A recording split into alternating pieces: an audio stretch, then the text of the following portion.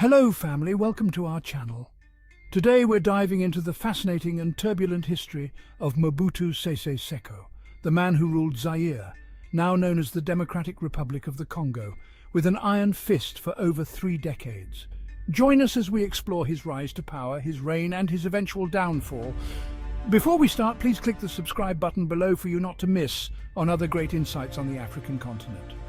Mobutu was a man of contradictions, rising from humble beginnings to become a dictator who ruled Zaire, now the Democratic Republic of Congo, with an iron fist for over 3 decades.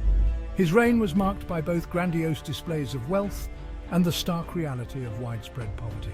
His story is one of ambition, power, and ultimately tragedy. A tale that intertwines personal ambition with the fate of a nation. Born Joseph de Zaire Mobutu in a small village, Mobutu's early life was a far cry from the lavish palaces he would later inhabit. His childhood was marked by the simplicity and struggles typical of rural African life. He joined the army, rising through the ranks thanks to his intelligence and charisma. His military career provided him with the discipline and strategic thinking that would later define his political maneuvers. But Mobutu's ambitions went far beyond the barracks. He was not content with just a military career. He sought to influence and control the broader political landscape. He dabbled in journalism, using the power of the pen to criticize the Belgian colonial government. His writings were a testament to his growing political awareness and his desire to challenge the status quo. Little did he know this was just the beginning of his journey to control the narrative of an entire nation. His early forays into journalism were the first steps in a long path that would see him become one of Africa's most notorious leaders. The Belgian Congo was a land ripe for exploitation with its vast mineral wealth and fertile lands. The Belgians extracted its vast resources, leaving the Congolese people impoverished and marginalized, struggling to survive in their own homeland.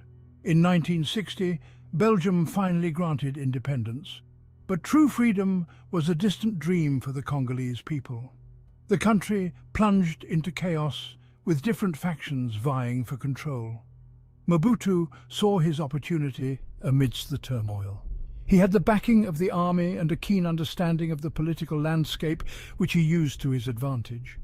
In a swift and decisive move, he seized power in a military coup, ousting the democratically elected government and establishing his rule. This marked the beginning of Mobutu's long and brutal reign, characterized by corruption, human rights abuses, and the suppression of political opposition. Once in power, Mobutu moved quickly to consolidate his grip. He understood the importance of symbolism and spectacle. He renamed the country Zaire, shedding its colonial past. He donned a leopard skin hat and carried a carved walking stick, symbols of power and traditional authority. He ruthlessly crushed any opposition, silencing dissenting voices and consolidating his power within a single-party state. His regime became synonymous with repression and brutality. Political opponents were imprisoned, tortured, or simply disappeared. For decades, Mobutu was unable to put up the necessary structures of governance. He mismanaged the economy. His economic policies were disastrous. He nationalized industries, but instead of benefiting the Congolese people, the wealth flowed into his own pockets and those of his cronies. Corruption became rampant. Zaire, despite its vast mineral wealth, became a byword for kleptocracy. The gap between the rich and poor widened into a chasm. Hospitals crumbled, schools lacked basic supplies, and infrastructure decayed. Mobutu, meanwhile, amassed a personal fortune, building himself palaces and buying luxury goods while his people starved. To maintain his grip on power, Mobutu cultivated a cult of personality. His image was everywhere, on billboards, in newspapers, and on television. He was portrayed as the father of the nation, a savior who would lead Zaire to greatness. But behind the facade of adoration lay fear. Mobutu's secret police, omnipresent and brutal, instilled terror in the hearts of the people. Any criticism, even whispered in private, could have dire consequences. Mobutu was in power when there were shifts in geopolitics. He became a pawn of the West. He danced with the Western countries. On the international stage, he was a master manipulator. During the Cold War, he positioned himself as a bulwark against communism in Africa. This earned him the support of the United States and its allies, who turned a blind eye to his human rights abuses and corruption. He received billions of dollars in aid, which he used to enrich himself and maintain his grip on power. The West, more concerned with containing the spread of communism than with promoting democracy and human rights, allowed Mobutu to operate with impunity. Mobutu's grip on power began to weaken. The Cold War had ended, and with it, the West's tolerance for his excesses. The economy was in shambles, and popular discontent was rising.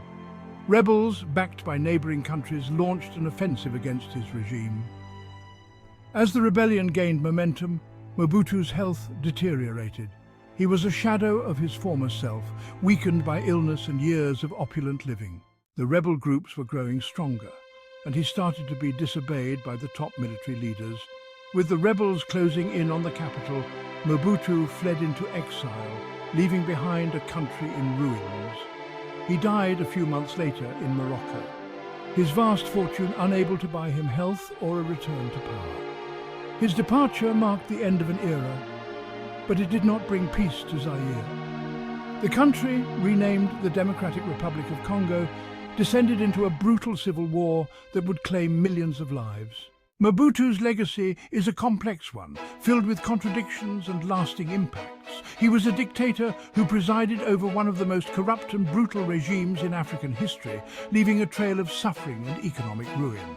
Yet he was also a charismatic leader who played a significant role on the international stage, often seen mingling with world leaders and influencing global politics. Today, the Democratic Republic of Congo is still struggling to overcome the legacy of Mobutu's rule, grappling with the remnants of his policies and the deep-seated issues he left behind. Corruption remains endemic, and conflict continues to plague the east of the country, making development and peace elusive goals.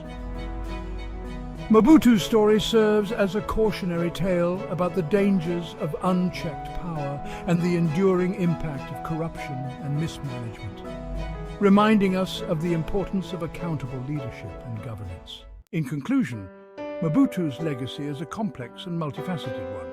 His rule left an indelible mark on the Democratic Republic of Congo, shaping its history and influencing its present.